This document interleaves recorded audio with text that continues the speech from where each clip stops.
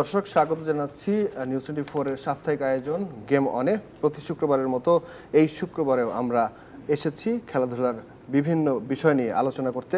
সাথে আছি আমি সুখন সরকার এবং আমার সঙ্গে অতিথি হিসেবে আছেন বিসিবির পরিচালক এবং মিডিয়া কমিটির চেয়ারম্যান ইফতেখার রহমান মিঠু। মিঠু ভাই, চারদিকেই উত্তেজনা, একদিকে যেরকম দেশে এবং দেশের বাইরে বাংলাদেশ এশিয়া কাপ খেলছে এবং এশিয়া কাপে কিন্তু আমরা একটা সম্ভাবনা তৈরি করার পরে শেষ পর্যন্ত সেই সম্ভাবনার মাটি হলো পাকিস্তানের বিপক্ষে ম্যাচ দিয়ে এবং 12 রানের আক্ষেপ হার। তো এই পাকিস্তানের বিপক্ষে আসলে ম্যাচটা আপনি কীভাবে দেখছেন, বা এইভাবে হারাটা কি উচিত ছিল কিনা বাংলাদেশ? দেখেন, ডেফিনেটলি নট। আমি অনেক দিন ধরে আপনাদের অনুষ্ঠানে বলছি বাংলাদেশের যে প্রবলেমটা প্রকটভাবে ধরা পড়ে হচ্ছে যে বাংলাদেশের ব্যাটিং। অনেক চেষ্টা করে ইয়াঙ্গার জেনারেশন প্লেয়াররা এসেছে, কিন্তু তারপরে এটা কিন্তু একটা কন্টিনিউশন হচ্ছে। দেখেন 135 কিন্তু মানে ভেরি ভেরি রিচেবল। এতগুলি উইকেট পড়ে যাওয়ার পরেও কিন্তু আমরা 11 রানে হেরেছি।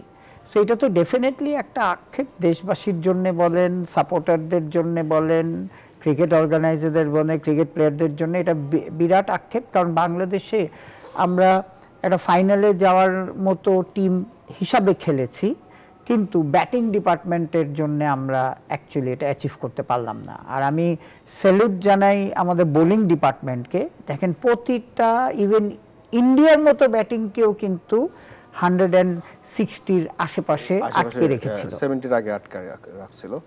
মিঠু ভাই, এই ম্যাচটা নিয়ে আমাদের একটা প্রতিবেদন তৈরি করা আছে। দর্শক, আমরা একটু প্রতিবেদনটা দেখে আসতে চাই বাংলাদেশ পাকিস্তান ম্যাচের।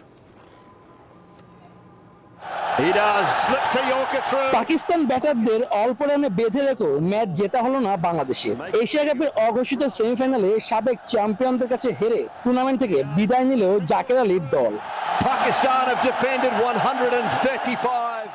যদিও পাকিস্তানকে ব্যাটিং পাঠিয়ে শুরু সাফল্যটা টাইগারদের। 5 রানের মধ্যে 2 উইকেট তুলে নেয় টাইগার বোলাররা। ফকর, হাসান তালাত, ক্যাপ্টেন সালমান আগা কেউই পারেননি স্লো উইকেটে বেশিক্ষণ টিকতে। এরপরই বাংলাদেশের বাজে ফিল্ডিং ডিসপ্লে, সে সুযোগ কাজে লাগায় পাকিস্তান। মোহাম্মদ হারিস, নেওয়াজ, শাহিন আফ্রিদিদের মাঝারি মানের ইনিংসে পাকিস্তান স্কোরবোর্ডে তোলে 8 উইকেটে 135 রান। তাসকিন 3, শেখ মাহিদি ও রিশাদ নেন 2টি করে উইকেট। এমন উইকেটে চ্যালেঞ্জিং স্কোর। পারভেজ ইমন বিনা রানে উপহার দিয়ে এলেন উইকেট, আর হৃদয় রান আউট থেকে বেঁচে গেলেও পরের বলে বাজে শটে সাজঘরে। শর্ট সিলেকশনে ভুল করে দারুণ ছন্দে থাকা সাইফ হাসান 18 রানে রৌফের শিকার। শেখ মাহিদি, সোহান যেন ভুলে গিয়েছিলেন এটি টি20 ম্যাচ।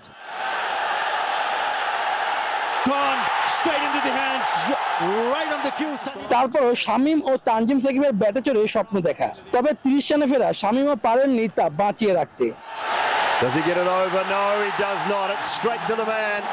শেষ 17 বলে বাংলাদেশের প্রয়োজন 39 রান, তারা তোলে 28। সে সময় রিশাদের 16 রানের ইনিংস কেবল আক্ষেপ বাড়িয়েছে। আফ্রিদি আর হারিস রৌফের শিকার 3টি করে উইকেট। এশিয়া কাপের মিশন শেষ হলো বাংলাদেশে, তবে রাতটি হতে পারত টাইগারদের কাছে অন্যরকম। ব্যাটারদের ব্যর্থতায় সেটি আর হয়ে ওঠেনি আসর থেকেও বিদায় নিয়েছে team Bangladesh. Shubhodeb Nath, news 24, Dubai, Shankar. ভাই, রিপোর্টটা আমরা দেখলাম, রিপোর্টে দেখলাম যে আসলে বাংলাদেশের 135 রান পাকিস্তানের চেস করতে যে উইকেট পড়ে গেল, কিন্তু শেষ পর্যন্ত খুব কম রানে আমরা হারলাম। কিন্তু ম্যাচে কিন্তু বেশ কিছু জিনিস দেখা গেছে, যেমন ধরেন যে তাওহিদ হৃদয় যখন রান আউট থেকে বাঁচলো, এই রান আউট থেকে আসলে বাঁচার কিন্তু কোনো ওয়ে ছিল না। ওই যে রান আউটটা এবং রান আউটের পরে তাওহিদ হৃদয়ের যে আপনার র্যাশ শট খেলেছে।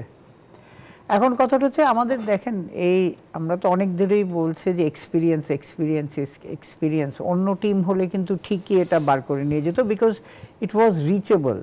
এখানে আমরা ডট বল বলেন, অনেকে অনেক অ্যানালাইজ করে, হ্যাঁ, যে ছক্কা মারতে পারেন। এখানে কিন্তু কিছুই দরকার ছিল না। আপনার 6 বলে 6 রান করলেই কিন্তু 120 হয়ে যায়। হ্যাঁ, তো সুতরাং আমি মনে করি যে আমাদের actually we have to go to the drawing board and এদের ব্যাটিংয়ের ডিসিপ্লিন আনতে হবে। বুঝছেন, আমি অ্যাজ এ ফর্মার ক্রিকেটার হিসাবে বলছি দরকার ছিল না। তৌহিদ হৃদয় দেখেন একটা ভালো ফর্মে আছে। ভালো form এ আছে। এখন এদের ক্যারি ফরওয়ার্ড করতে হবে নিজেদের শোল্ডারে। এখন সাইফ পরপর দুটো ম্যাচ ভালো খেলেছে, হ্যাঁ সাইফেরটা দেখেন রাশশট, হি প্লেড রিয়েলি ওয়েল। তো ওইটাও তো হবেই, আপনি তো রোজ তো রান করবেন না, অন্য কেউ করতে হবে। এখন আপনি যদি আমরা যেটা বলি উইকেট দিয়ে আসা, দিয়ে এসেছে, নেয়নি।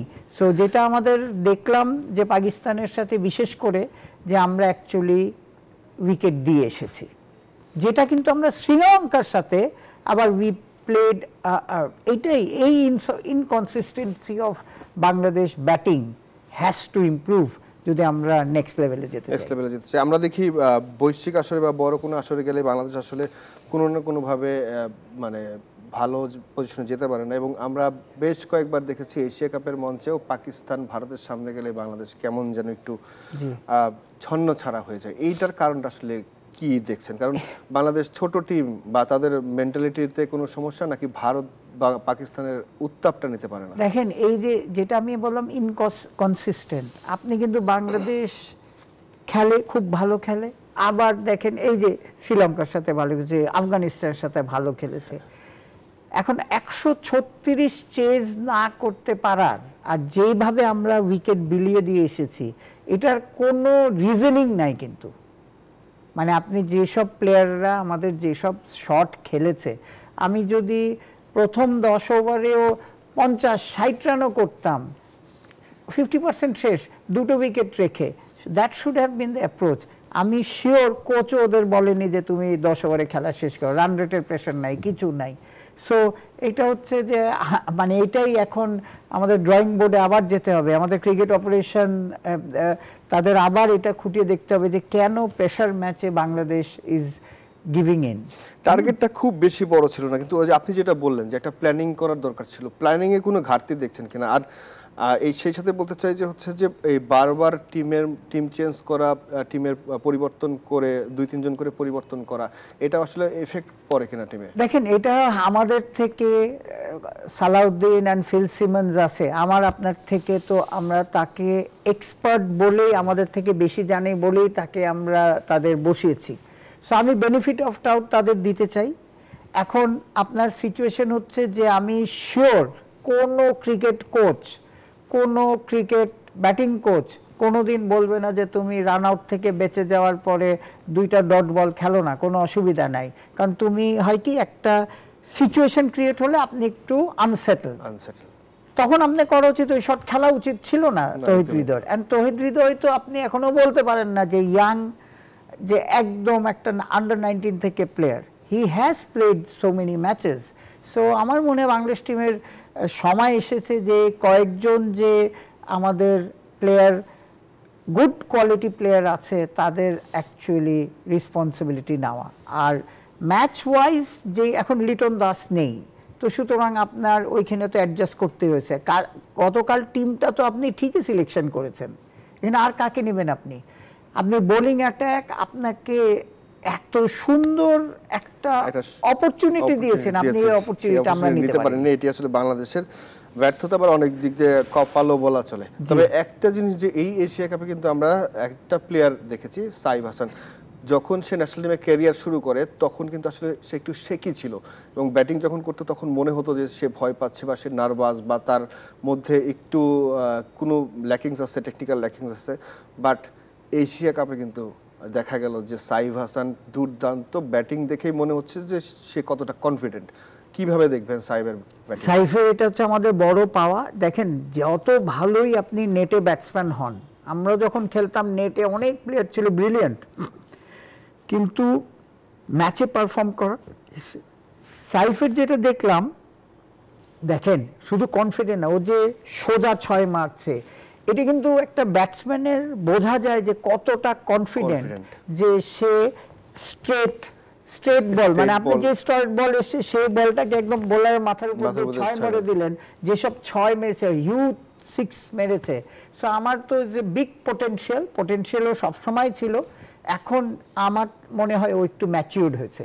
What ever the reason, Bangladesh local cricket খেলি, he has become matured, and if he can continues, he will be one of the biggest asset of Bangladesh team. Mithu ভাই, আপনি যেটা বললেন যে সে হচ্ছে এখন ম্যাচিউর হয়েছে এবং ম্যাচিউর হওয়ার পেছনে আমি যতটুকু তাকে দেখেছি সেটা হচ্ছে রংপুর রাইডার্সে তিনি যখন খেলেন এবং হচ্ছে দেশের বাইরে যে যখন রংপুর রাইডার্স লিগ খেললো সেখানে তিনি ভালো পারফরমেন্স করেছেন এবং ধানমন্ডি ক্লাবে আমি রীতিমতো তাকে দেখেছি সকাল বিকাল দুপুর প্র্যাকটিস করতে এবং আমি যে কয়েকদিনই গিয়েছি সেখানে দেখেছি যে সাইফ হাসান প্র্যাকটিস করছে এবং তার যে ল্যাকিংসগুলো আছে সেইগুলোকে নিজে নিজে সলভ করার চেষ্টা করছে এবং সর্ট আউট করার চেষ্টা করছে। একজন ক্রিকেটার এই পারফরমেন্স দেখার পর আমার কাছে মনে হয়েছে যে একটা পরিশ্রম করলে সেটার ফল আসলেই পাওয়া যায়। একটা ক্রিকেটার নিজে থেকে এইভাবে পরিশ্রম করে এটা কোনো উদাহরণ হতে পারে কিনা, কারণ বাংলাদেশের ম্যাক্সিমাম ক্রিকেটারই কিন্তু আগের ওই সাকিব, মুশফিক, তামিম ছাড়া আমি আসলে কাউকে দেখি নাই যে নিজের উদ্যোগে নিজেকে তৈরি করার। কারেক্ট। শুনেন, আপনি দেখেন মুশফিক এদের মধ্যে কিন্তু সবচেয়ে পরিশ্রমিক প্লেয়ার। মাহমুদুল্লাহ পরিশ্রম, এখনও দেখেন মাহমুদুল্লাহ আমি টিভিতে ইয়েতে দেখি যে ও কিন্তু প্র্যাকটিস করছে। এখন কতটা যে এইটার কোনো সেকেন্ড অপশন নাই। আপনি কোচ আপনাকে যে আধা ঘন্টা ব্যাটিংয়ে একটা তালিম দিয়ে দিতে পারে, একটা অ্যাডভাইস দিতে পারে, কিন্তু to practice you have to do it yourself. So এখন আমাদের প্লেয়ারদেরও হচ্ছে কথা, আপনার নিজের খাওয়া কন্ট্রোল করা, ফিটনেস রাখা, ক্রিকেট বলে যেটা উইকনেস আছে সেটা ঠিক করা।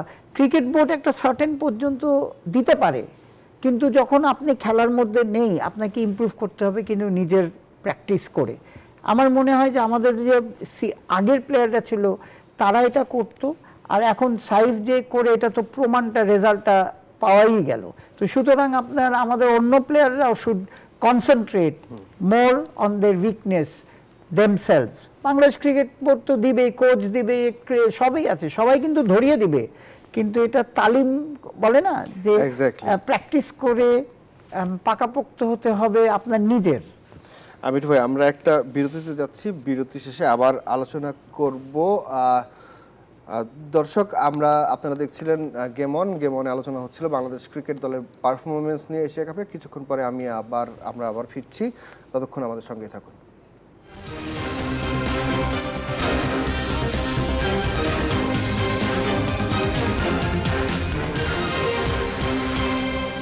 দর্শক, আবারও স্বাগত গেম অনে। আমরা কথা বলছিলাম বাংলাদেশের ক্রিকেট দলের পারফরমেন্স নিয়ে এশিয়া কাপে এবং আমাদের সঙ্গে গেস্ট হিসেবে উপস্থিত আছেন বিসিবির পরিচালক ইফতেখার রহমান মিঠু এবং বিসিবির মিডিয়া কমিটির বর্তমান চেয়ারম্যান।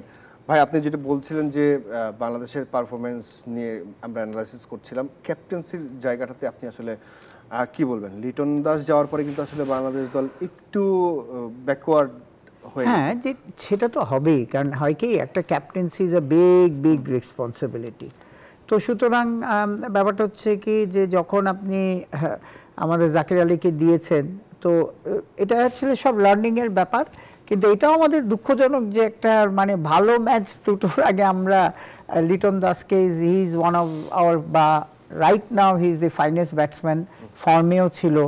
তো সুতরাং একদিকে ব্যাড লাক, বাট যত কথাই বলেন 136 এই বোলিং অ্যাটাকে, উইকেট যেরকম ছিল, প্লেয়েবল উইকেট আপনার, ঠিক আছে একটু স্লো হতে পারে কিন্তু প্লেয়েবল উইকেট, কিন্তু আপনার যে বোলিং অ্যাটাক আহামরি এমন কিছু বোলিং, এটা আমি তো মনে করি সবগুলি উইকেট আমরাই দিয়ে এসেছি। যে এরকম ব্রিলিয়ান্ট একটা সাইফের আউটটা ছাড়া আপনি দেখেন এরকম ব্রিলিয়ান্ট বলে কেউ আউট হয়নি, সবাই আমরা মেরে আউট হয়েছি।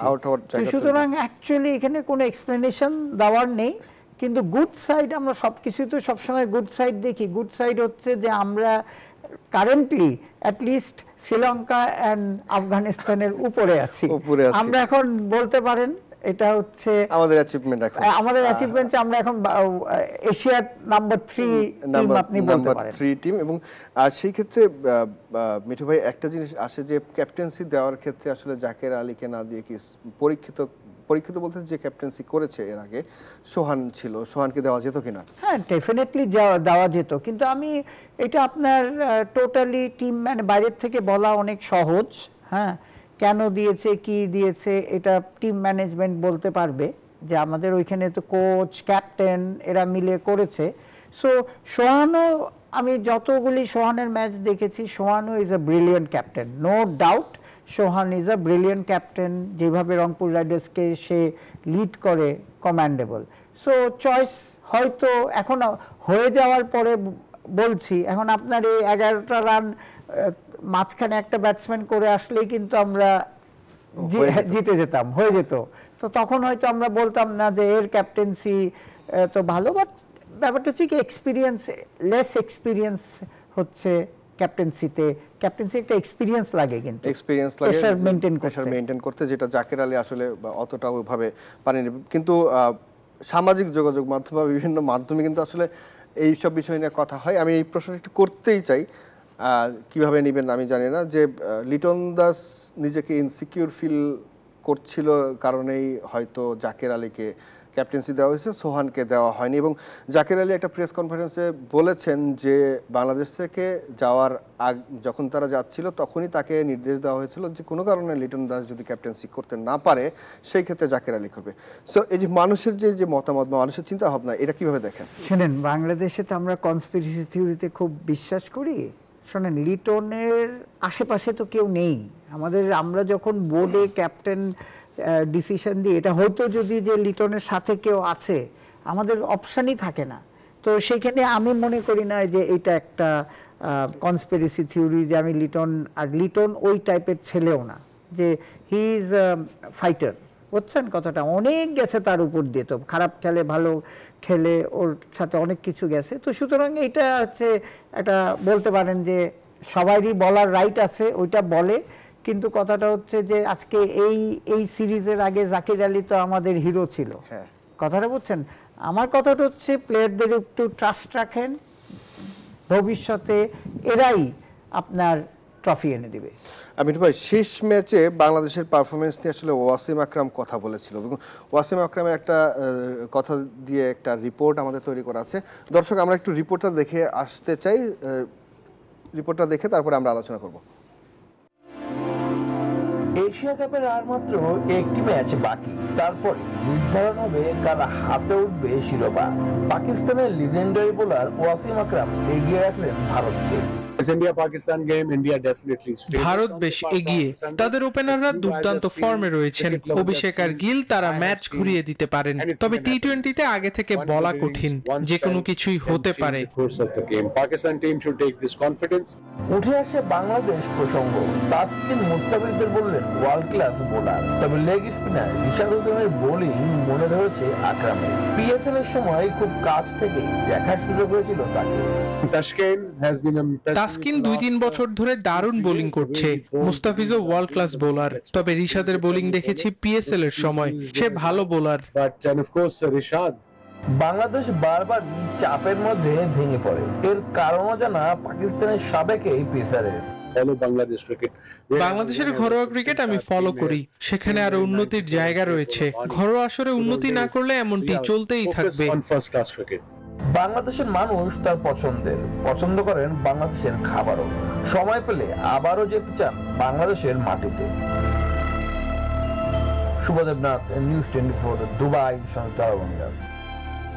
ওয়াসিম আকরাম বলল যে বাংলাদেশের ঘরোয়া ক্রিকেটটাকে মজবুত না করলে আসলে এই যে বাংলাদেশের লাস্ট মোমেন্টে যে বড় জায়গায় যে সেটা ভেঙে পড়া বাংলাদেশের ব্যাটসম্যানদের, সেই জায়গায় নাকি ল্যাকিংস আছে, যেটি আপনার কি মনে হয়? আমিও আপনার সাথে একমত। দেখেন, যেটা আপনি আজকে করবেন এটার কিন্তু রেজাল্ট কালকে পাবেন না, এটা রেজাল্টটা পাবেন 4 বছর পরে। সো আমরা যা করেছি, ধরেন যেসব ডিসিশন নিয়েছি, এটাই প্রমাণ হচ্ছে যে we must have taken some wrong decision আজকে যে এখানে আসছে। আপনি দেখেন, আমার আরেকটা ডিপার্টমেন্ট হচ্ছে আম্পায়ার্স ডিপার্টমেন্ট। এখন আপনারা সবাই স্বীকার করবেন যে এই 4 বছরে কাজ করাতে আজকে কিন্তু আম্পায়ারদের উপর ফেথ এসছে। আমি প্রথম বছর আনতে পারিনি। সো এরকমই সেম এখন দেখেন যে এই কারেন্টলি আমাদের কিছু ডিসিশন, যেটার রেজাল্ট আপনি দেখবেন যে টমি, ফার্স্ট অফ অল আমাদের ভালো মাঠে ভালো উইকেটে এদের খেলতে দিতে হবে। তো সুতরাং টনি হেমিংকে আনা হয়েছে নাম্বার 1। এদিকে আম্পায়ারদের নেক্সট লেভেলে নেওয়ার জন্যে সাইমন টাফেলকে আনা হয়েছে। তারপরে আপনার তো কোচেসদের লেভেল 3 পর্যন্ত কোচিং করানো হয়েছে, যারা কন্ট্রিবিউট করতে পারবে to the ground level players, যারা উপরে উঠে আসবে। সো আপনি কিন্তু হঠাৎ করে এক্সপেক্ট করেন নাই যে ও বলল যে আমাদের আজকে ও খেলে গেছে 60,000 লোকের মধ্যে, ও আবনি মডার্ন, আমি নিজে ওই ম্যাচ দেখেছি, 60,000 লোক ছিল ওই দিন ঢাকা স্টেডিয়ামে ও যখন খেলে গেছে। এখন ওইখান থেকে আমাদের ক্রিকেটটা দেখেন, ন্যাশনাল লিগ হচ্ছে, সবই হচ্ছে, কিন্তু যেটাকে আপনি যেভাবেই বলেন, এটাকে আমাদের প্রথম কথা হচ্ছে ভালো উইকেটে খেলতে হবে, যেটার প্রসেস এখন চলছে। অ্যান্ড উইথ প্রপার গাইডেন্সে আমার মনে হয় নেক্সট 2-3 বছরে আমরা কিছু আশা করতে পারি। আপনি আম্পায়ারদের যে লেভেলে নিয়ে গেছেন, আশা করি হচ্ছে বাংলাদেশের ক্রিকেটও ওই লেভেলে পৌঁছে যাবে, ঘরোয়া ক্রিকেটটা। আমাদের সঙ্গে শুভ দেবনাথ আছেন, এবং শুভ দেবনাথের সঙ্গে আমরা একটু কথা বলতে চাই। দুবাই থেকে যুক্ত হবেন, দুবাই থেকে যুক্ত হচ্ছেন আমাদের সহকর্মী শুভ দেবনাথ সনি, এবং তার সঙ্গে আমরা একটু আলোচনা করতে চাই Bharat Pakistan match, final match নিয়ে।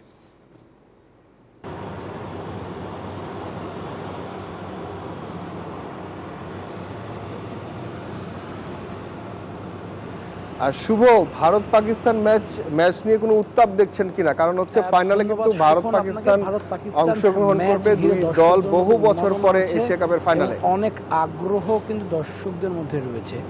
আমরা যেখানে যাচ্ছি সেখানে দেখতে পাচ্ছি টিকিটে একটি হাহাকার হয়েছে, টিকিটের দাম অনেকটা বেড়ে গিয়েছে। কিন্তু আপনি যেমনটি বলছিলেন, ওয়াসিম আকরাম গতকাল বলেছে যে বাংলাদেশের ঘরোয়া পারফরমেন্সের কথা। আমরা যেটা জানি যে ঘরোয়া পারফরমেন্স বাংলাদেশ, আমরা মুখে যারা পরিচালকরা আসেন, বোর্ডে যারা কাজ করেন, মিঠু ভাই আছেন, তিনিও কিন্তু জানেন যে ঘরোয়া ক্রিকেট আমরা যে মানের খেলা খেলি সেটা কিন্তু কোনোভাবেই সে আন্তর্জাতিক মানের নয়। সেসব ক্ষেত্রে বলা যায় যে আমাদের ক্রিকেটটা অনেকটাই পিছিয়ে, সেখানে আমার প্রতিযোগিতামূলক যখন কোনো ম্যাচ খেলি সেখানে আমরা বারবারই পিছিয়ে যাই। এইসব ক্ষেত্রে বলা যায় যে যদি বাংলাদেশ ক্রিকেটটা উন্নতি করতে হয় তাহলে কিন্তু অবশ্যই ঘরোয়া ক্রিকেটটা উন্নতি করতে হবে। এবং শুধুমাত্র তার কথা না, আমরা যাদের সঙ্গে কথা বলেছি, রাসেল আনন্দের সঙ্গে আমার কথা হয়েছে, ওয়াসিম আহমেদের সঙ্গে কথা হয়েছে, ওয়াকার ইউনুসের সঙ্গে কথা হয়েছে, সকলে কিন্তু একটি অভিযোগ করে যে তোমাদের ঘরোয়া লেভেলে মানটা অনেকটা মানে সেটা আপ টু দ্য মার্কে নেই। এবং যারা বোর্ডে আছেন তারা তো অবশ্যই এই বিষয়টা জোর দেওয়া উচিত ছিল। মিঠু ভাই বললেন যে 4 বছর ধরে একটা জায়গায় পরিবর্তন আনা হয়েছে। বিসিবি দীনেশ কার্তিক কিন্তু এরই মধ্যে মন্তব্য করেছেন যে একটা দল 20 থেকে 22 বছর ধরে আইসিসি ইভেন্টে খেলছে, এসিসি ইভেন্টে খেলছে, তারা কিন্তু এই যে মানে ক্রিকেটটা খেলছে সেটা কোনোভাবে কাম্য নয়। সেক্ষেত্রে বোঝা যায় বাংলাদেশ ক্রিকেটে কতটা পিছিয়ে আছে। আপনি মিডল অর্ডারে বাংলাদেশে ব্যাটিং দেখবেন, জাকির আলী তিনি ক্যাপ্টেনের দায়িত্ব দেওয়া হয়েছে, তাকে চাপটা কিন্তু বাড়িয়ে দেওয়া হয়েছে। আপনি যখন তাকে দেশ থেকে নিয়ে আসছেন, কে ক্যাপ্টেন ভাইস ক্যাপ্টেন সেটা জানেন না। এটা কিন্তু আতার আলী খান আজকে আমাদের নিউজ 24 কাছে বলেছেন যে অবশ্যই জানানো উচিত ছিল যে ক্যাপ্টেনের দায়িত্বে কে আসছেন, কেন ক্যাপ্টেন কাকে দায়িত্ব দেওয়া সেটা গুরুত্বপূর্ণ ছিল। আপনি সোহানকে অনেক আলোচনা করলেন, তাকে অনেক কাজ করলেন, তিনি কিন্তু রংপুরে ক্যাপ্টেন্সি, দারুণ ক্যাপ্টেন্সি করে থাকেন। আপনি সোহানকে ক্যাপ্টেন্সি দিলেন, আপনি সোহানের কিপিংও দিলেন না, সেটা সোহানের কনফিডেন্সিয়াল লেভেলটা আছে সেটা কিন্তু অনেকটাই পিছিয়ে গিয়েছে। সেসব ক্ষেত্রে বলা যায় যে টিমের মধ্যে যে আলোচনাগুলো চলে, আমরা দেখেছি এর আগে অনেকগুলো ইভেন্ট কভার করার সুযোগ আমার হয়েছে, প্রতিবারই কিন্তু একই ধরনের ঘটনা ঘটে। আমাদের কোনো পরিকল্পনা থাকে না, যে পরিকল্পনাগুলো শেষ মুহূর্তে না হয় সেটাও কিন্তু খুব একটি কাজে আসে না। সেসব ক্ষেত্রে কিন্তু ক্রিকেটের মধ্যে চাপায় একটি বললি যে চাপ কাজ করছিল। অনেক কথার মধ্যে কিন্তু কমেন্টারের কাছে বলেছেন যে বাংলাদেশি ব্যাটসম্যান তাড়াহুড়া ছিল। সুনীল গাভাস্কার কিন্তু তিনি জানিয়েছেন যে বাংলাদেশি ব্যাটসম্যান তাড়াহুড়া করছে, তারা দ্রুত মনে উইকেট হারানোর চিন্তা ভাবনা করছে, এবং তারপরে বলে কিন্তু উইকেট পড়েছে। সেসব এটা তো সব কিন্তু আতার আলী খান তিনি সাক্ষাৎকারে বলেছেন। সেক্ষেত্রে বলা যায় বাংলাদেশ ক্রিকেটটা কিন্তু এমন ইভেন্ট আসবে যাবে, আমাদের আলোচনা হবে, সে আলোচনা থেকে গুরুত্বপূর্ণ সে মাঠের ক্রিকেট, যে মাঠের ক্রিকেট বাংলাদেশ ভালো করতে পারে তাহলে কিন্তু অনেক কিছু থাকবে। 136 রান যে দল করতে পারে না, অনেকের মন্তব্য, পাকিস্তানি সাংবাদিকরা ছিল, ভারতীয় সাংবাদিকরা ছিল, তারা বলছে যে দল 136 করতে পারে ফাইনালে যাওয়া কতটা যৌক্তিক সেটা নিয়ে প্রশ্ন তুলেছেন। যাই হোক, ক্রিকেট গৌরবময় অনিশ্চয়তা খেলা, বাংলাদেশের বোলারদের দারুণ ফ্যান্টাস্টিক সময় যাচ্ছে, যদি ব্যাটারদের দায়িত্ব নিতে পারে তাহলে বাংলাদেশ ক্রিকেটটা এগিয়ে যাবে, নাহলে কিন্তু একের পর এক ইভেন্টে যে বাংলাদেশের অবস্থা একই থাকবে। সুখন শুভ, আমি আপনার কাছে আরেকটু জানতে চাই যে এখন তো আপনি দুবাই অবস্থান করছেন, এবং এশিয়া কাপে ভারত পাকিস্তান সর্বোচ্চ লড়াই, অর্থাৎ গ্রুপ স্টেজ থেকে এখন পর্যন্ত 2বার লড়াই হয়েছে, এবং ফাইনালেও তাদের লড়াই হবে। এবং এই ভারত পাকিস্তান ম্যাচ নিয়ে আসলে উত্তেজনাটা কতটুকু দেখছেন, এবং এই ম্যাচটি নিয়ে আসলে সাধারণ যারা ক্রিকেট ভক্ত দর্শক এবং ভারত পাকিস্তানের দলের প্লেয়ারদের বা হচ্ছে সাবেক প্লেয়ার আসলে কি বলছেন? ধন্যবাদ আপনাকে। 41 বছর পর এশিয়া কাপে ভারত পাকিস্তান লড়াই, অবশ্যই দর্শকদের উন্মাদনা থাকবে, আগ্রহ থাকবে। কিন্তু ওই যে বললাম যে ভারত কিন্তু আইপিএল শুরু হওয়ার পর থেকে তারা ক্রিকেটে অনেকটা এগিয়ে গিয়েছে, পাকিস্তান সেভাবে আগাতে পারেনি। পাকিস্তানের ক্যাপ্টেন্সি নিয়েও কিন্তু অফ দ্য রেকর্ডে ওয়াসিম আকরাম বলেছেন যে নেতৃত্ব ভালো হওয়া দরকার, যদি নেতৃত্ব ভালো হয় তাহলে দলের কাঠামো চেঞ্জ, অনেক পরিবর্তন হয়। সালমান আগা গেলে নিয়ে কিন্তু তারা সন্তুষ্ট না, সেটা কিন্তু বোঝা গেছে। সব কিছু মিলে ভারত তো অবশ্যই এগিয়ে থাকবে। সাবেকদেরও মতামত, তাদের সঙ্গে আমাদের কথা হয়েছে সকালে, কিন্তু সুনীল গাভাস্কার থেকে শুরু করে ওয়াসিম আকরাম, ওয়াকার ইউনুস, রাসেল আনাম, তারা কিন্তু একটি কথা বলছেন, ভারত এগিয়ে থাকবে। কিন্তু যেহেতু পাকিস্তান আনপ্রেডিক্টেবল দল, তারা কিন্তু যে কোনো সময় মোমেন্টটা নিজেদের দখলে নিয়ে নিতে পারে। সবশেষ পাকিস্তান যে জয় পেয়েছিল সেটিও কিন্তু 2021 সালে সেই দুবাইয়ের মাটিতে, সেটিও একটি আত্মবিশ্বাস হয়ে দাঁড়াতে পারে। এবং পাকিস্তানের বোলিং লাইনে ওয়ার্ল্ড ক্লাস যদি ব্যাটাররা তারা ভালো দায়িত্ব পালন করতে পারে, তাহলে কিন্তু ম্যাচে একটা হাড্ডাহাড্ডি লড়াই হবে। এবং এসিসি কিন্তু এমনটি চাও যে ভারত পাকিস্তান লড়াই, যেটি বলছিলাম শুরুতে, 41 বছর পর ভারত পাকিস্তান লড়াই হচ্ছে এশিয়া কাপের মঞ্চে। এর আগে কিন্তু কখনো তারা কেউ কারো মুখোমুখি হয়নি, সেটাও কিন্তু একটি মাইল ফলক হয়ে দাঁড়াবে দু দলের জন্য। এখন কিছুক্ষণ পর আবার আপনার কাছে ফিরবো আমরা। মিঠু ভাই, যেটা দেখলেন খুব কিন্তু বোঝাই গেল যে সবাই কিন্তু এই 135 রান কেন বা চেস করতে পারেনি, 36 রান চেস করতে পারেনি, সেটি নিয়ে কিন্তু আসলে বাংলাদেশের সাংবাদিকদের মনেও একটা দুঃখ আছে আর কি। সেই দুঃখটা কিন্তু তার কথার মধ্যেও প্রকাশ পেল। এখন কি বলবেন যে আসলে বাংলাদেশের যে সাকিব, তামিম, মুশফিক, এদের অল্টারনেটিভ কি বের করতে পারবে? এখনো রেডি হয়নি। যেটা আমি বলবো, আজকে যে কোনো দুটো প্লেয়ার যদি থাকতো, ধরেন আজকে মুশফিক বা মাহমুদুল্লাহ থাকতো বা সাকিব থাকতো, দেখতেন আমার ওই যে মাঝখানে যে ও বলছে মিডল অর্ডারের যে মাঝখানে একটা টাইম গেছে, যে উইকেট না পড়ে আমরা ইনিংস বিল্ড আপ করি, যেটাকে কথা বলি, ওইখানে যদি একটা 30 রানের ইনিংস বিল্ড আপ হতো, ধরেন আপনি যখন 4 উইকেট পড়ে গেছে 50, এটা যদি 80 পর্যন্ত চলে যেত, দেখতেন ম্যাচ বার হয়ে গেছে। আমরা রেগুলার ইন্টারভেলে উইকেটগুলি পড়েছে, কোনো জুটি বাঁধতে পারেনি, একটা জুটির জন্যই আজকে আমরা ম্যাচটা হেরে গেছি। তো সুতরাং আমি মনে করি যে সাকিব, তামিম, আমাদের যে 4 জন প্লেয়ার আমরা বলি icon, actually they were the world class player. আমাদের এখনো বাকি যারা আছে তারা ওদের 50%ও অ্যাচিভ করতে পারেনি। এখন আমরা ভবিষ্যতে এরা যদি নিজেদের প্রিপেয়ার করে, তাহলে ইনশাল্লাহ হয়তো সামনে আশা নিয়ে রাখতে পারি। সেই ক্ষেত্রে কিন্তু দেখা গেছে মিঠু ভাই, এই এশিয়া কাপে কিন্তু আমরা দেখলাম যে আমাদের ওপেনাররা কিন্তু কয়েকটা ম্যাচে বেশ ভালো করেছে এবং মিডল অর্ডারও ভালো করেছে। অনেক সময় শ্রীলঙ্কার এগেনস্টে ম্যাচেই আমরা দেখি যেভাবে তারা করেছে। তো মাহমুদুল্লাহ রিয়াদকে আমরা দেখতাম যে একসময় বাংলাদেশের 3, 4, 5 উইকেট পড়ে যেত, মাহমুদুল্লাহ রিয়াদ কিন্তু এক জায়গায় দাঁড়ায় থাকতো এবং ইনিংসটাকে বিল্ড আপ করতো, যেটা আপনি কিছুক্ষণ আগেই বললেন। সো এরকম প্লেয়ার বের করার আসলে উদ্যোগ আপনারা নিচ্ছেন কিনা বা পাওয়া যাবে কিনা, বা আপনাদের কি মনে হয়?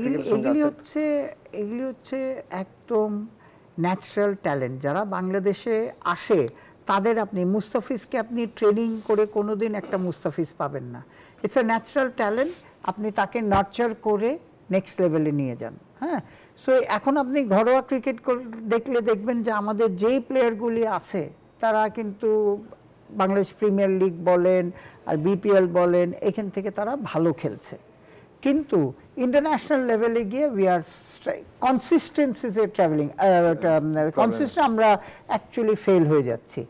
একটা ম্যাচ ভালো খেলি, যেরকম সাইফ দেখেন পরপর 3টা ম্যাচই মোটামুটি, মানে 2টো ম্যাচ তো ব্রিলিয়ান্ট খেলেছে, তারপরে 3rd ম্যাচটা ও যদি কালকে আর 20টা রান করতো, তাহলে কিন্তু আপনি প্রতি ম্যাচে একজনের কাছে এক্সপেক্ট করতে পারেন না। আমাদের সবচেয়ে বড় যেটা সমস্যা হচ্ছে ইনকনসিস্টেন্সি।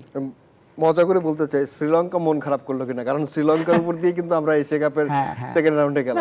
আমরা এত ভালো খেললাম, প্রথম ম্যাচটা খারাপ খেললাম, দুঃখ লাগে যে আফগানিস্তান টপ ফর্মের সব ছিল, তাদের হারালাম, তারপরে শ্রীলঙ্কার সাথে একটা ভালো ম্যাচ জিতলাম, ইন্ডিয়ার সাথেও কিন্তু আমরা ওদের বোলিং অ্যাটাক আর ব্যাটিংয়ে 160 চেস করা আমাদের পক্ষে ছিল, সেটা তো মিস করলাম। আর এটা যেটা 120 বলে 135 রান কিন্তু আপনার টেস্ট ম্যাচ খেলা সেটা বাংলাদেশের অধ্যায় তো শেষ হয়েছে এশিয়া কাপে। এখন হচ্ছে ভারত পাকিস্তানের। এসিসি সবসময় চেয়েছে এশিয়া কাপে যেন ভারত পাকিস্তানের অনেক খেলা হয় এবং তারা মুখোমুখি লড়াই করে, এবং সেই কারণে ফিকচারটা কিন্তু ওইভাবেই হয়। এবং 41 বছর পরে এসে ভারত পাকিস্তান অবশেষে এশিয়া কাপের ফাইনালে মুখোমুখি হচ্ছে এবং এই আসরেই সর্বোচ্চ 3বার 2 দল একসাথে মুখোমুখি হচ্ছে। সো এই ম্যাচটাকে আপনি কি বলবেন? আপনি এটা হচ্ছে প্রথমে তো যে টিভি রাইট যে নিয়েছে তার জন্য তো হচ্ছে এটার একেবারে সোনায় সোহাগা যে এক দ্বিতীয় কথাটা হচ্ছে যে Pakistan team always is very unpredictable. এখন আর ইন্ডিয়ার ব্যাটিংটা এত স্ট্রং, আপনি যদি পাকিস্তান যদি একটা বড় স্কোর দিতে পারে 170-80 প্লাস দিতে পারে, তাহলে কিন্তু হয়তো ইন্ডিয়ার উপর প্রেশার না হয়তো ইন্ডিয়ান ব্যাটিং ইজ ডেঞ্জারাস। এখন ওয়ার্ল্ডে আমি তো মনে করি যে any team Indian batting order, bowling ঠিকই দেখবেন তো ওকে, এটার আমি অন্যদের সাথে কম্পেয়ার করতে, ব্যাটিংটা টু স্ট্রং। সো এখন পাকিস্তানের জিততে হলে রান অন দ্য বোর্ড করতেই হবে। এখন আমি তো মনে করি পাকিস্তানের হারার কিছু নাই, 2 ম্যাচ হেরেছে, India will be in pressure. So Pakistan যদি ন্যাচারাল ক্রিকেট খেলে তাহলে আমরা একটা ফাইট দেখতে পারবো। মিঠু ভাই, একটা জিনিস কিন্তু মানে সবসময় হয়, খেলার আগে খেলার মাঠের বাইরে আলোচনা কিন্তু খুব বেশি হয়। যেরকম সূর্যা কুমার কিন্তু বলেছিলেন যে ভারত পাকিস্তানের ম্যাচের যে রাইভালিটি সেটা এখন আর বলা যায় না, এই প্রশ্নটা যেন সাংবাদিকরা তাদেরকে না করে সেই জন্য কিন্তু অনুরোধ করেছিলেন। এবং শাহিন শাহ আফ্রিদি বাংলাদেশ ম্যাচের আগে পাকিস্তানি সাংবাদিকরা যখন তাকে প্রশ্ন করছিল, তাকে কিন্তু ভারতের ম্যাচ নিয়ে অর্থাৎ ফাইনাল ম্যাচ নিয়ে প্রশ্ন করছিল। বাংলাদেশের সাথে যে ম্যাচ আছে সেই ম্যাচটি কিন্তু আসলে তারা গোনায় ধরে নাই। সো এই যে ব্যাপারটা, এই ব্যাপারটা কিভাবে দেখছেন? দেখেন, আপনি যে লাস্ট কতগুলি ম্যাচ দেখেন, অ্যাকচুয়ালি পাকিস্তান, এটা বলার কারণ হচ্ছে সব সাংবাদিক আর প্লেয়ারদের বলেন কোনো কম্পিটই করতে পারেনি পাকিস্তান। সেই জন্য তো কথাটা হচ্ছে যে তুমি তো ওদের অ্যাটিটিউড হচ্ছে যে বাংলাদেশ ইজ বেটার, অ্যাকচুয়ালি 170 মতো অ্যাকচুয়ালি বাংলাদেশ ইজ প্লেইং ইন্ডিয়ার সাথে more competitive cricket, little bit pressure than Pakistan. So পাকিস্তানের পারফরমেন্স যা হয়েছে সেই জন্যে লাস্ট কয়েক ম্যাচে 10টা ম্যাচ আপনি হিসাব করলে দেখবেন যে এরকমই পারফরমেন্স। 21 সালে জিতা হারা তো পরের কথা, এরকম যদি ক্লোজ ম্যাচে জিতে, যেরকম কালকে আমরা বলতে পারেন একটা ক্লোজ ম্যাচে আমরা হয়েছে, এখানে একটা 10টা রান কেউ করে দিলে একটা ব্যাটসম্যান থাকলে কিন্তু ব্যাটসম্যান এগুলো হয়ে যেত। সুতরাং ওই কম্পিটিশনটাও করতে পারেনি। হ্যাঁ, সবকিছু মিলে আমি আবারও আসবো মিঠু ভাই, আমরা হচ্ছে একটা বিরতির থেকে আসি। দর্শক, আপনারা দেখছিলেন গেম অন এবং আমরা কথা বলছিলাম এশিয়া কাপ নিয়ে। আমরা কিছুক্ষণ পরেই ফিরছি, আরও আলোচনা করব এই বিষয় নিয়ে। ততক্ষণ আমাদের সঙ্গে থাকুন।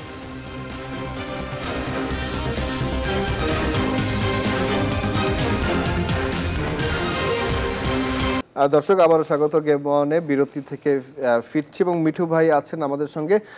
মিঠু ভাই, আমরা আলোচনা করছিলাম বাংলাদেশের ক্রিকেট নিয়ে এবং এশিয়া কাপের পারফরমেন্স নিয়ে। নির্বাচনের বিসিবি নির্বাচন নিয়েও কিন্তু দেশে অনেক আলোচনা হচ্ছে এবং শেষ পর্যন্ত আজকে খসড়া তালিকা থেকে মূল তালিকা প্রকাশ করেছে, ভোটার তালিকা, যেখানে আপনাকে বাদ দেওয়া হয়েছিল, আবার আপনাকে ফিরিয়ে আনা হয়েছে 15টি ক্লাবের যে কাউন্সিলর ছিল তাদেরকেও ফেরত আনানো হয়েছে এবং 5 বিভাগের কাউন্সিলরশিপ দেওয়া ছিল না, তাদেরকে কাউন্সিলরশিপে অন্তর্ভুক্ত করা হয়েছে এবং নরসিংদী জেলা শুধু কাউন্সিলরশিপ এখন নাই। এই যে গঠনতন্ত্রতে ফেরা বিসিবির এত ঘটনার পরে কিভাবে দেখছেন? প্রথম কথাটা হচ্ছে দ্য রেজাল্ট যেটা দিয়েছে, first of all EC actually একটা ইসি ওনাদের ইলেকশন কমিশন একটা ভালো ডিসিশন নিয়েছে। They have not broken the আমাদের গঠনতন্ত্রে যেটা আছে, একটা লোককে বাদ দিতে পারবেন, কিন্তু দেয়ার আর সাম রুলস। ওনারা যেটা বলেছিলেন এটা একটা অ্যাজাম্পশন। তারা বলেছিলেন, আপনারা জানেন যে এই 15টা ক্লাব কিন্তু বাংলাদেশের ঢাকার ক্রিকেট গত 6-7 বছরে খেলেছে। এটা কিন্তু ভেরি ডিফিকাল্ট বলা যে আপনি আজকের থেকে বাদ দিয়ে দিলেন। এখানে 300টা প্লেয়ার কিন্তু ইনভলভ। কারণ আপনি দেখবেন আমাদের ক্লাব ক্রিকেট বলেন, বিশেষ করে ক্লাব ক্রিকেটই করে কি, সব আমার ঢাকার বাইরের যে প্লেয়াররা এক্সপোজারটা হয় কিন্তু এই লিগগুলিতে, যেগুলিতে কিছুটা প্রপার গ্রাউন্ডে খেলা হয়, ক্রিকেট বল, আম্পায়ারিং সব কিছু স্ট্যান্ডার্ডটা একটা মিনিমাম লেভেলে আছে। এখন আপনি যেটা ছিল যে ওনারা বলে দিয়েছিল যে দুদকের একটা ইনভেস্টিগেশন হয়েছিল, তারা একটা অ্যাডভাইস দিয়েছে যে এটার ফার্দার ইনভেস্টিগেশন হওয়া উচিত, যেটাতে তারা বার করা উচিত এটা কিভাবে কি হয়েছে। এখন 7 বছর আগে 6 বছর আগের জিনিস আপনি টেনে আনতে পারেন, কিন্তু এইদিকে তো লিগ শুরু তার মানে সব রেজাল্ট আপনার কিন্তু উল্টে ফেলতে দিতে হবে। It's not a easy decision. কিন্তু আমি মনে করি এটা যাতে ভবিষ্যতে ক্রিকেট বোর্ডের যেই আসুক সেম প্রবলেম যাতে না হয়, we should work towards that. তো ওনারা প্রথমে যেটা বাদ দিয়ে দিয়েছিল, পরে এটাকে ওনারা রিইনস্টেট করেছে। সো এটা আমার ফার্স্ট কথা হচ্ছে যে 300 প্লেয়ারদের আপনার রুটি রোজগারি বন্ধ হয়ে যাচ্ছিল। কারণ আপনি যদি এই 15টা ক্লাবের কাউন্সিলররা যদি বাদ হয়ে যেত, নেক্সট 2-3-4 ইয়ার্স কিন্তু তারা আর এই স্পন্সর করতো না, তো ওই পাড়ার ক্লাবগুলি কোত্থেকে বাঁচত। আর দ্বিতীয় কথাটা হচ্ছে আপহোল্ডিং অফ দি কনস্টিটিউশন। সো এটার রেজাল্টটা আমি মনে করি বাংলাদেশ ক্রিকেটের জন্য ভালো হয়েছে। আপনার নিজের কাউন্সিলরশিপ বাতিল হয়ে গিয়েছিল এবং বিসিবির খসড়া ভোটার তালিকা, এবং ফিরে আসলেন শেষ পর্যন্ত। আবার ফিরে এসে কেমন লাগছে আপনি? শুনেন, আমি কিন্তু গত 40 বছর ধরে গুলশান ইউথ বলেন, মডার্ন বলেন, আবনুর সবার কাছেই কন্ট্রিবিউট করছে। আমরা বাংলাদেশে কি হয়, যারা প্যাশনেট ক্রিকেটার, যারা ধরেন ব্যবসা বাণিজ্য করছি, তারাই কিন্তু স্পন্সর। এরকম তো নাই যে টিভি রাইট আপনি বা কিছু আছে যার থেকে ক্লাবগুলি পয়সা পায়। ক্লাবগুলি চলে টোটালি ডোনেশনের উপর। এখন আই নেভার এক্সপেক্টেড দিস। আমার কাছে কিন্তু 6-7টা ক্লাবের আমি কিন্তু স্পন্সরার, তাহলে আমি একটা বাইরে নিতাম। কিন্তু যেহেতু এটা বোর্ডে ডিসিশন হয়ে গেছিল যে আপনার এদেরকে আমরা বাইরে রাখতে পারবো না, এই বোর্ডের ডিসিশনের উপরেই আমি এটার থেকে নিয়েছিলাম। যদি জানতাম তাহলে তো আমি অন্য ক্লাব থেকে নিতাম। তো সবকিছু মিলে বিসিবির নির্বাচনের যে প্রস্তুতি, সে প্রস্তুতি হয়তো শুরু হয়ে যাবে। শুরু তো হয়ে গেছে, যেহেতু ফাইনাল একটা মানে ভোটার তালিকা তৈরি হয়েছে। এখন কারা কারা নির্বাচন করবেন এবং পরিচালক পদে কারা নির্বাচন করবেন, সেই বিষয়গুলো নিয়ে আসলে বিসিবি নির্ধারণ করবে আসলে কি হবে শেষ পর্যন্ত। এবং আপনার যেটা জানার ছিল যে জেলাগুলোতে ফাঁকা ছিল, সেই জেলাগুলোতে যে পূরণ করা হয়েছে সেটা আসলে কতটা কার্যকর? শোনেন, জেলার থেকে যে এসছে আমরা জানি যে জেলায় একটা অ্যাডহক কমিটি হয়েছে। এইখানে এই এটা নিয়ে একটা ইস্যু ছিল। এখন এইটার রাইট রং এটা অ্যাকচুয়ালি এটা যখন আপনি ইনভেস্টিগেশনের বিচারকরা বলতে পারবে রাইট অ্যান্ড রং। কিন্তু যেটা আমাদের একটা লিগ্যাল ডিপার্টমেন্ট একটা আছে, তারা একটা দিয়েছে যে অ্যাডহক কমিটি স্ট্যান্ড। কিন্তু ওনাদের ইসিকে আমার জিজ্ঞেস করতে হবে ওনার কোন বেসিসে এই বাকিদের ঢুকালো, ওনারা এটার উত্তর দিতে পারবে। কারণ আগের লিস্টে তো ওনারা ছিল না। ডেফিনেটলি ওনাদের কাছে কোনো রিজনিং আছে এটার। তো সব কিছু মিলিয়ে মিঠু ভাই, যে এখন যে পরিস্থিতি, সেই পরিস্থিতি থেকে আসলে উত্তোলন হওয়াটা কতটা জরুরি? কারণ অস্থিরতা তো সব জায়গাতেই আছে, কিন্তু দেশের ক্রিকেট ডেভেলপ করতে গেলে আসলে বিসিবির অস্থিরতা কমানোর উপায়টা কি? শোনেন, কথাটা হচ্ছে যে আমার কথা হচ্ছে ভেরি সিম্পল। যারা কাজ করতে চাও তারা আসো, যে কন্ট্রিবিউট করতে চাও তারা আসো। এখন তাহলেই ক্রিকেটের উন্নতি হবে। আমিনুল ইসলাম বুলবুল বলেন, আর আমাদের যাদের দুইজনের নাম শুনতেছি, তামিম ইকবাল বলছে, they are all great cricketers, they can contribute. হ্যাঁ, সাথে আমরা যারা আছি ক্রিকেটের সাথে প্যাশনের সহকারে করছি, তারা we can help them. So Bangladesh ক্রিকেটের যে অবস্থা, আমাদের actually we have to concentrate on the game, grounds, এইসব ফেসিলিটি, আম্পায়ারিং, দেন মোর দেন আমাদের ইলেকশন। কথাটা বুঝছেন? না হলে এইখান থেকে যতটুকু আমরা অ্যাচিভ করেছি তার থেকে নিচে নেমে যাবে। ঠিক আছে মিঠু ভাই, আমাদের অনুষ্ঠান কিন্তু প্রায় শেষের দিকে। তার আগে আমরা জানতে চাই, বাংলাদেশ নারী দল নিয়ে আসলে আমরা কেউই কোনো আলোচনা করছি না, কারণ এশিয়া কাপ চলছে, এদিকে বিসিবি নির্বাচন, সবকিছু নিয়ে আসলে উত্তাল বাংলাদেশ। কিন্তু নারী দল যে বিশ্বকাপ খেলতে গেছে, তাদের প্রস্তুতিটা কেমন হলো এবং তারা আসলে বিশ্বকাপে কি কেমন প্রত্যাশা কি করেন? প্রত্যাশা করি যে বাংলাদেশ অ্যাট লিস্ট তারা তাদের এবিলিটি আছে 3-4টা ম্যাচ জেতার। বাংলাদেশ মেয়েরা কিন্তু actually improving, day by day improving.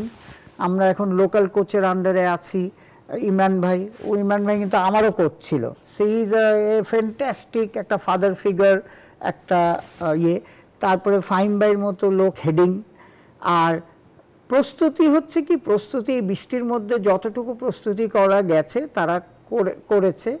আমাদের দুইটা হচ্ছে সুখবর, হচ্ছে একটা হচ্ছে আমাদের বাংলাদেশের নারী আম্পায়ার কিন্তু ফার্স্ট টাইম ওয়ার্ল্ড কাপে করছে, এটাও কিন্তু যেরকম সৈকতেরটা বড় জিনিস ছিল, এটাও কিন্তু বড় জিনিস। আপনি জানেন ওরা 2-3 বছরে এখানে চলে এসছে, সো সেটার সব শুভকামনা প্রথমে ওদের। আর আমি তো চাই, মানে আমি চাই বাংলাদেশ ফাইনাল খেলুক, হ্যাঁ, কিন্তু best wishes to them. The মহিলা টিম, তাদের captain is a very good batsman, আমি কিছু ইয়াং স্পিনার্স আছে, so they can turn around any result. হ্যাঁ, আম্পায়ার যে ইন্টারন্যাশনাল পর্যায়ে গেছে সেটার কৃতিত্ব কিন্তু সবসময় আপনারই আছে, এবং আপনি আসার পরে আম্পায়ারদের আসলে ডেভেলপমেন্টটা হয়েছে, এবং তারা যেভাবে ইন্টারন্যাশনালি পারফরমেন্স করছে এইটাতে আপনি নিশ্চিত গর্ববোধ করেন। ডেফিনেটলি গর্ব করি। ধরেন একটা এলিট আম্পায়ার হয়েছে, এখন আমাদের সবচেয়ে বড় 8টা ইন্টারন্যাশনাল লেভেলের umpire, ACC approved international umpire আছে। মেয়েদের তো আমরা অ্যাকচুয়ালি, আমি কেন আগে ইউজ করা হয়নি, আজকে যদি 2012-তে যখন তখন প্রথম ট্রেনিং দেওয়া ছিল, ওই সময় যদি তাদের অপরচুনিটিটা দিত তাহলে কিন্তু মেয়েগুলিও আরও ভালো করতো। আমি খালি একটা গর্ব করতে পারি, ছেলেদের সাথে মেয়েদের ম্যাচে নামিয়ে দিয়েছি, এটা আপনাদের বলতে পারি যে I had taken a big risk on that. Mithu ভাই, আপনি আমাদের সঙ্গে ছিলেন, আপনাকে অসংখ্য ধন্যবাদ, এবং আমি অনুষ্ঠান শেষের দিকে শেষ করছি। দর্শক, আপনারা দেখছিলেন প্রতি সপ্তাহের গেম অন, এবং এই গেম অনটা আমরা আজকে আলোচনা করলাম বাংলাদেশ দল, বিসিবি নির্বাচন এবং নারী ক্রিকেট দল বিশ্বকাপ খেলতে গিয়েছে। সব কিছু মিলিয়ে জমজমাট একটা আলোচনা হলো। আগামী সপ্তাহে হয়তো নতুন কোনো ইস্যু নিয়ে আমরা আসবো আপনাদের সামনে, ততদিন আমাদের সঙ্গে থাকুন।